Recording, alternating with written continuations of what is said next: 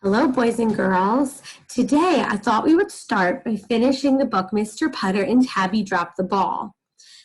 I know that we didn't get to the last chapter of this book, but I want to make sure we have a chance to finish it because it's a really great story. The last we left off, Mr. Putter, Mrs. Teaberry, and Zeke were playing baseball, and if you remember, Zeke grabbed the ball and he was causing the other team to score. So here we go. Chapter 5, what a day. Another batter came up. Swing and a miss, swing and a miss, swing and a ground ball to third. Mr. Putter couldn't watch. Glomp. Zeke got the ball and ran in circles. The other team scored again. The Yankee Doodle Dandies were not happy. They benched Zeke. Stay, they said. No way, thought Mr. Putter. The score was tied 2-2. If the other team scored again, the Dandies would lose. A batter came up. Swing and a miss, swing and a miss, swing and a hit to the outfield. Mr. Putter leaped into action. He ran for the ball. It was rolling, rolling. He'd have to bend down to get the ball. Mr. Putter tried to bend down, but his knees said no way. The Dandies were about to lose, but then, glomp, Zeke got the ball. Zeke looked at Mr. Putter. Mr. Putter looked at Zeke. Then Zeke jumped. He jumped up and put the ball right into Mr. Putter's mitt. Then Mr. Putter threw that ball to home, and because the batter was 100 years old and hadn't gotten there yet, the Dandies got him out. Hooray! The game ended in a tie. The Dandies carried Zeke on their shoulders, and they gave Tabby a ride in the peanut box. What a day, Mr. Putter, said Tabby and Mrs. Teaberry and Zeke. Ate 10 free bags of peanuts and drank 3 gallons of water. Then they found a nice spot in the dugout and took a long nap. Zeke's feet twitched a lot, but he couldn't help it. He was still in the game. And that's the end of the story. I like this. Zeke, first base, second base, third base, outfield, catcher, mascot. Tabby, bench warmer. Mrs. Teaberry, shortstop. Mr. Putter, outfield. Those are their trading cards. Well, that was a really great end to that story, don't you think? Well, today, readers, we're going to talk a little bit about lessons that books can teach us. And if any of you have ever had a fortune cookie, you know that when you crack it open, inside is the fortune. And that fortune is usually some kind of lesson we can learn in life. Well, books are the same way. Each book, usually, you can find some kind of life lesson in that book, and it can teach us something when we read it. One thing we can look for to find those lessons is we can reread the ending and think, how did the trouble get fixed at the end? And then we could think, what did the character realize or learn in this story? So I have here a book we read a while back, Iris and Walter and the Field Trip.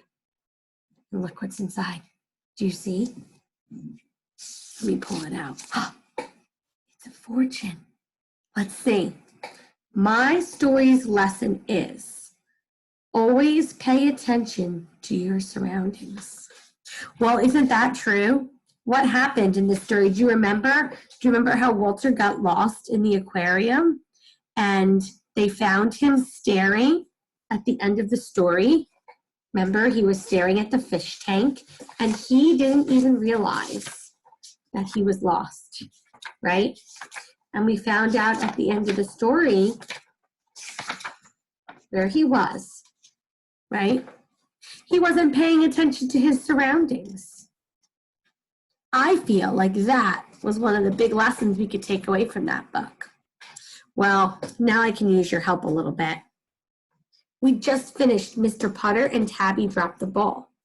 And I could use your help to figure out what the lesson in this story might be. Well, Let's think a minute.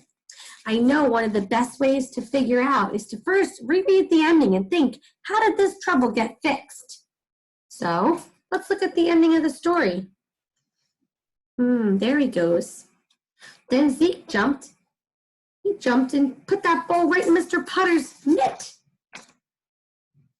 And Mr. Putter threw that ball home, and because the batter was 100 years old, he hadn't gotten there yet, and the Dandies got him out. Hooray! The game ended in a tie. So if I think about the ending, and I think about the characters in the story, I might be able to come up with some lessons that this book could teach us. One lesson that I came up with, and maybe you came up with the same thing, is don't give up. In this book, does Mr. Putter give up? No, right? He doesn't give up, and neither does Mrs. Teaberry or the rest of the team. If they gave up, then we would know that, right? Because then that man that was 100 years old wouldn't have been running so hard to get home, right? He would have just said, forget about it. I'm never going to win, right? But he tried. Another lesson we can learn here is that help might come when and from who you least expect. Well, I could think about the characters in this story, and I remembered that Zeke came in and he helped at the very last minute. He had kind of been the one causing all the trouble, but then I can see that he actually did help out, right? Another lesson this book could teach me is that it doesn't matter your age, you can still have fun with friends. Is Mr. Putter young? No, right? He's kind of on the old side, but he's still a good time, right? And you can still have fun with your friends, right? Regardless of your age. So now it's your turn, boys and girls. Today, I've attached a copy of these pages that say my story's lesson is. And I want you to pick a story that maybe you've read before. It could be one that you read, even if it's one you read online, that's fine, or one that you have at home where you have the actual copy of the book. And I want you to look at the ending of that story again, and I want you to think to yourself, what are the characters realizing, and what lesson are they learning at the end of that story? And then please write down the lesson that you think can be learned from that story. Maybe there's more than one. So I've attached more than one paper for you to write down more than one lesson. And then please share those lesson pages with your teacher. Are you ready? Okay, off you go. Bye.